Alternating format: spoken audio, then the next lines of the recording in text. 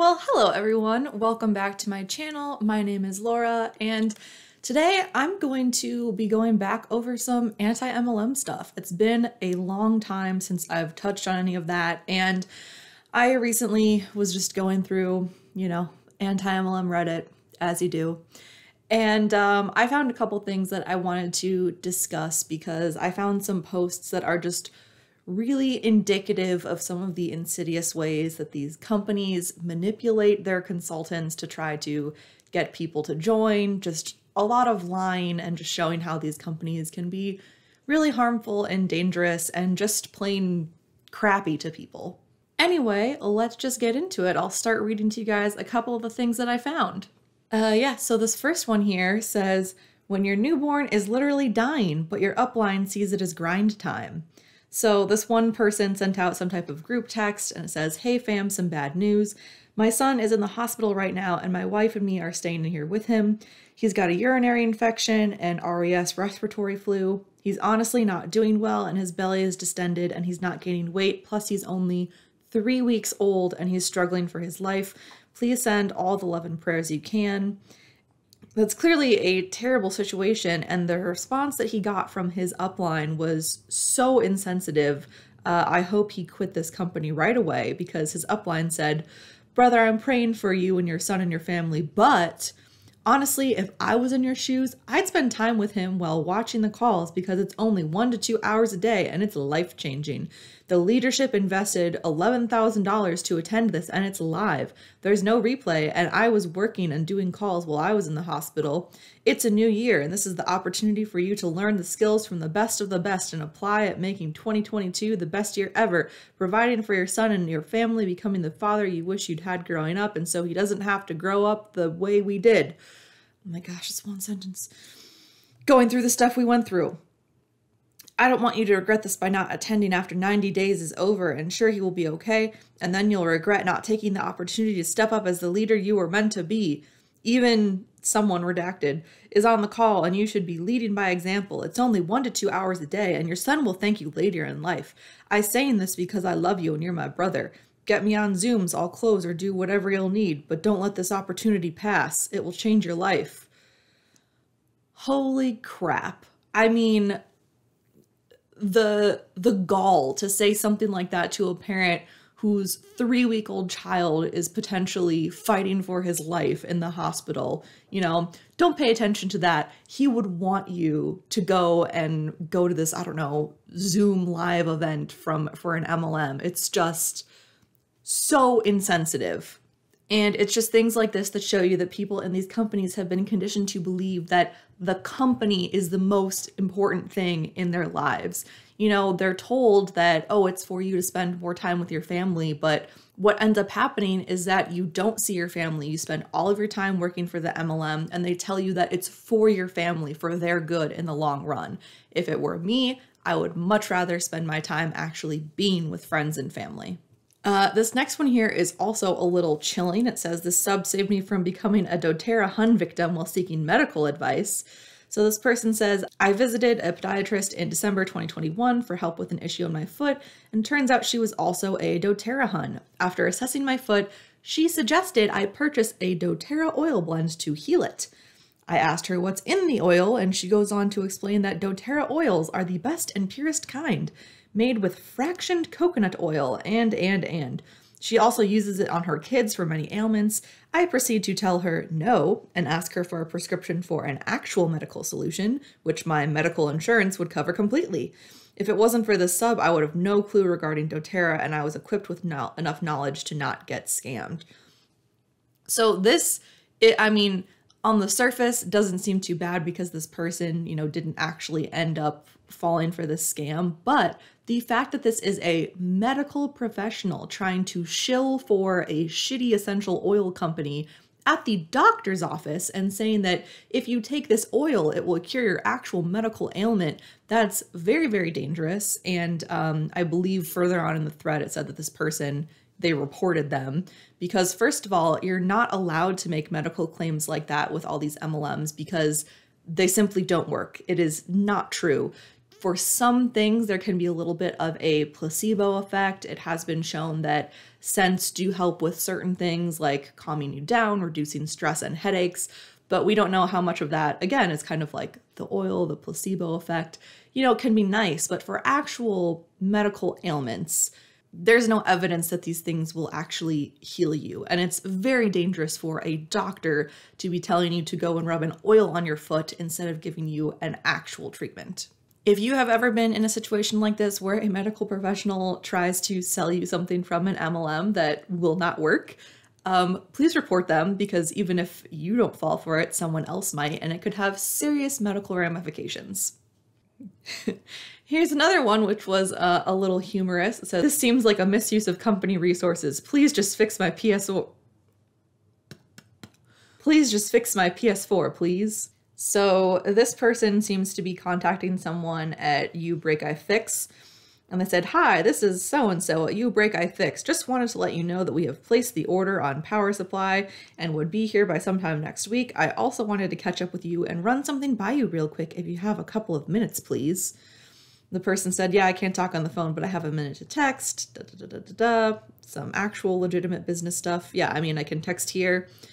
Hey, so-and-so, so I'm pretty sure I haven't told you this, but outside of what I do with being in retail management, which you already know, haha, and kickboxing training, I recently got connected with a successful private membership and leadership program in the Richmond area." Huh, that should not be one sentence. "They are helping me with some financial goals that I have, and I know they are expanding, and they are hiring, but not looking for everyone. They are looking for some talented and ambitious people. So I thought of you and figured I would ask if you were keeping your options open to increasing your income as a secondary source or stream of income besides what you do as full-time." As a full-time, sure. "I'm not interested, but thanks." Yeah, see, this clearly looks like some type of copy and pasted script that they just send to everyone. And this is an employee for a company just sending this out to random customers probably, which is also just, pretty unethical to be doing this as part of your other job. And I think this person reported them to You Break I Fix because you're not supposed to be doing that. And yeah, anything that has to do with financial MLMs or crypto are just really terrible. Like, don't get me started on those, because first of all, these people have no idea what they're doing with cryptocurrency, and these things are very expensive to be a part of, and you're just going to lose all your money.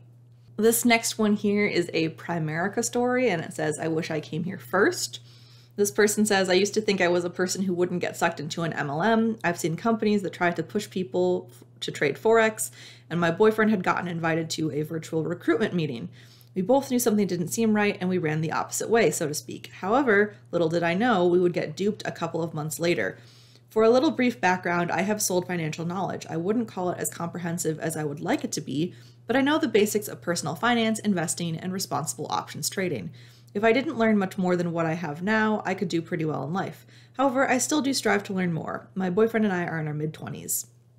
My boyfriend works with a guy we'll call John in this story. My boyfriend told me after helping John with a task at work, John offered financial advising. We had a virtual meeting together with John, and he then started to talk about how he was creating a brokerage to change the lives of people like us, in this case, minorities. John said he would teach us what he knew about finance if we would find as many friends and relatives to put in front of him to talk to.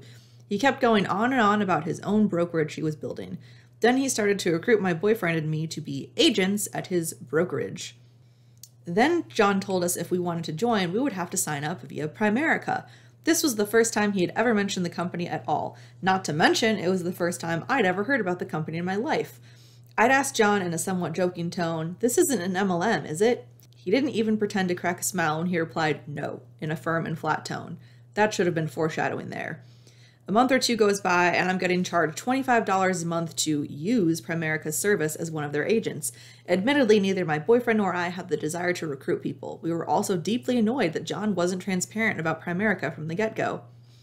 Overall, I ended up canceling the stupid thing over the phone, and my latest payment was reversed.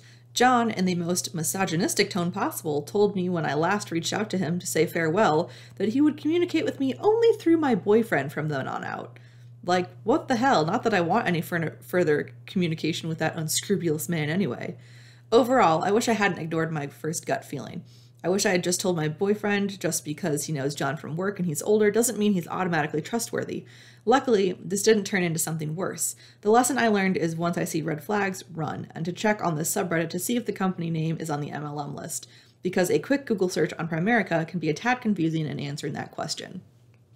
So the reason I chose this one is because it is true that there are a lot of MLMs like Primerica that kind of pretend that they are not an MLM to seem more legitimate. However, that is the way the structure is set up, and the fact that you have, these monthly payments and some of them that gets cycled up to people above you, you're supposed to recruit people below you, that's all an MLM. The reason I chose this one is because I have a little bit of a special hatred for Primerica now because they are my neighbor. There is a Primerica building like really, really close to me, and I have to see it like when I walk my dog, and like in the back alley, there's a guy there who, when we first moved in here, he seemed really nice. And like, I thought it was a house because from the back of it, it looks like a house, but the front of it, it's like, it's not. And I gave him cherry tomatoes from my plant in the backyard. And he also said he was a pastor. So I guess he's doing Primerica on the side because it's not going to give you a full-time income. And he seems like a really nice man, and he did not try to talk to me about Primerica at all, luckily. But yeah, it just kind of sucks that that's so close to me. I just get annoyed every time I see the building.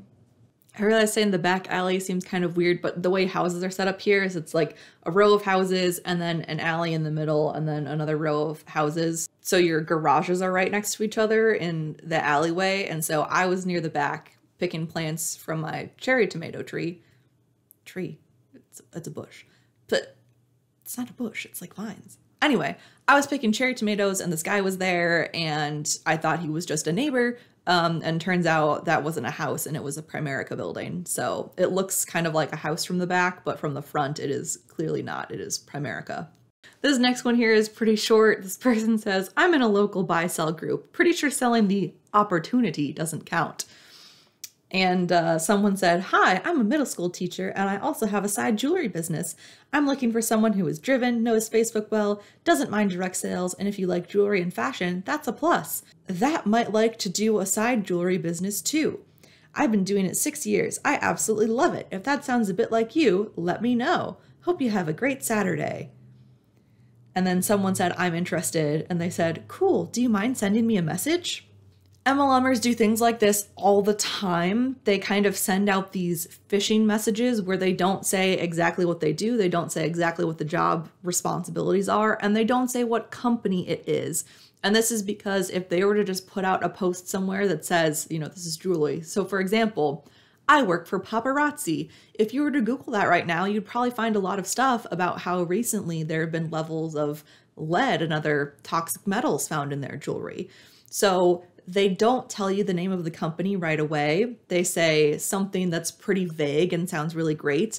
So then they rope you in, ask to private message you so that, not everyone else sees it. Because if you say, I'm interested, what's the name of the company? And they tell you right there on the public post, then other people can also Google it. So they say, private message me. So then they tell you all about how great it is, all the benefits. They really try to love bomb you, rope you in, say how great you'll be for it. Then they tell you the name of the company, and they give you all this positive information, and they basically try to tell you everything that you might need to know so that you don't go and Google it by yourself. You might just go directly to their company website after that. It's essentially a way of bypassing any type of independent research that you might do that would put you off of the company. They want to give you a positive view of it first before you might see anything negative. So basically starting the brainwashing real quick. This one is absolutely terrible. It says, taking advantage of her disabled daughter for Monate once again. And I've blurred the picture of her daughter here because she is a child with a disability and cannot consent to having her picture plastered all over the place. This child looks like she's probably only like 5 months old, and she is actually almost 2.5 years old. And she has a type of disability which is usually lethal for children. So very, very sad. And her mother is using this as an opportunity to talk about how Monate is paying for their medical bills. I believe she has thanatophoric dysplasia, which is a type of dwarfism, I believe. Usually if they have this condition, they are stillborn or die very quickly after being born, and it's very, very, very rare that they make it to a couple years of life. So it's just a picture here of her child with all this medical equipment attached and a couple screenshots of receiving a payment from Monate, and she said, "So every Friday we get paid, plus every 15th of the month we get our bonus check. Woke up this morning to both. I said yes to this opportunity to pay off medical bills. These checks have gone beyond what I ever expected. We have paid off more medical bills in the last 5 months than we have in the last 2 years. I am so grateful for my business and so thankful I went for it. This is helping my family more than you could ever know, and I'm so proud to be the shampoo girl." And then there's another page that says, "Who could benefit from 5 extra paychecks a month? Drop your name below." It's just so sad because her daughter didn't ask for this, and apparently this woman uses her all the time to kind of promote Monate and say that, oh, it's giving me money to do this for my daughter, this for her care, XYZ. And it's just crazy because, yeah, okay, you could get 5 paychecks a month, but each of those paychecks could be $10.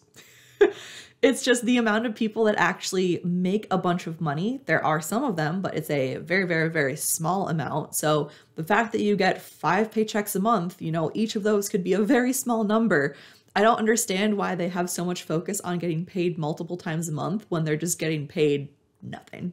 Or, nothing comparatively to a real job. This one is also pretty short and funny. It says, "Anyone interested in working from home? It's free and super flexible, full or part-time. Requirements below. Serious inquiries only." I would hope that, it's free to work. Usually they pay you. You don't have to pay your employer. So the requirements are smartphone, ability to copy and paste, coachable, ability to dedicate a minimum of an hour a day to income-producing activity. Bonus if you consider yourself entrepreneurial/business-minded, love traveling, are motivated, and want to make your own schedule and have more flexibility. Well, my camera died, so I had to take a quick break, got some food, and now we're back, so let's finish this up real quick. I believe the last thing I said was laughing over the requirement to be able to copy and paste. And as funny as that is, I think one of the most telling things in this job requirement is to be coachable. And what that really just means is that you're easy to manipulate.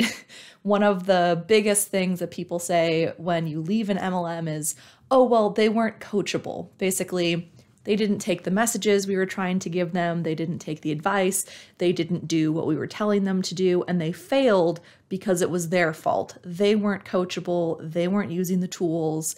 They had everything at their fingertips, but they weren't coachable. So it's not our fault because the system is flawed. It's their fault because they weren't coachable. So the last 2 that I have here are just kind of further examples of inventory loading, which again, a lot of MLMs say that they don't require their consultants to do. However, we know that's false. A lot of them are forced to buy a bunch of product or inventory, or, they have to spend a certain amount each month to stay current.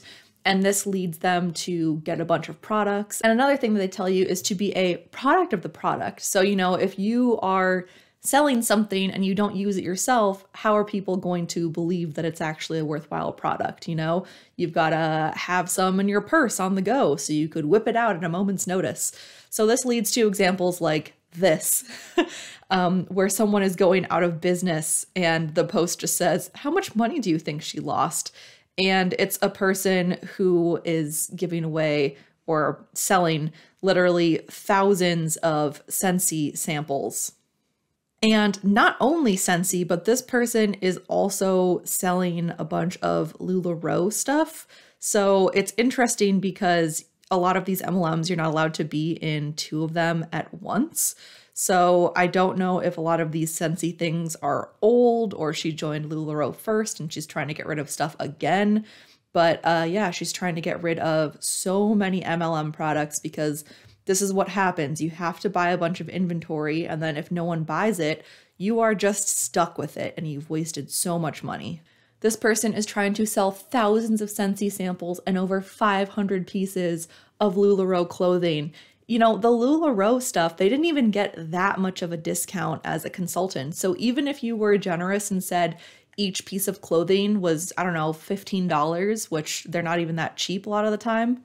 I can't remember how much they usually sell for. So let's just say $15 per piece, okay? If she bought them all at $15 per piece and then was going to sell them for a markup, that is $7,500 worth of LuLaRoe that she has sitting in her house. And if you're doing this over the course of a year or two, $15 a piece might not seem like that much, but over time you realize that you've spent between $7,000 and $8,000 and you're not going to get that money back. And this second person here is also getting rid of a bunch of Scentsy stuff. So they have over 250 Scentsy wax bars and 48 warmers. And I guess in that collection of 48 warmers, they have over $800 worth of just Disney and Marvel warmers and fans, 50 room sprays, scent circles, and buddy clips. So this entire collection is valued around $3,500. And she's trying to sell these in huge bulk groups, which, I don't know, doesn't seem that smart to me because I don't know who's gonna shell out, you know, $1,000 for this stuff unless it's another consultant trying to get a bunch of product for cheap. But yet again, another example, this is $3,500 worth of product and she's not going to be getting that money back. Those are all the posts I wanted to show today that are examples of problematic MLM behaviors and activities. Let me know what you think of all of these in the comments below, and in the future I will be doing a couple more MLM videos. I want to talk about one in particular relatively soon because I saw, for some reason I was just bombarded with stuff about it online and it just really annoyed me. So I want to talk about it because I think it is particularly dangerous to your health and well-being. I hope you guys liked this video. Subscribe to the channel if you'd like more content like this in the future, and I'll see you all in the next one. Bye!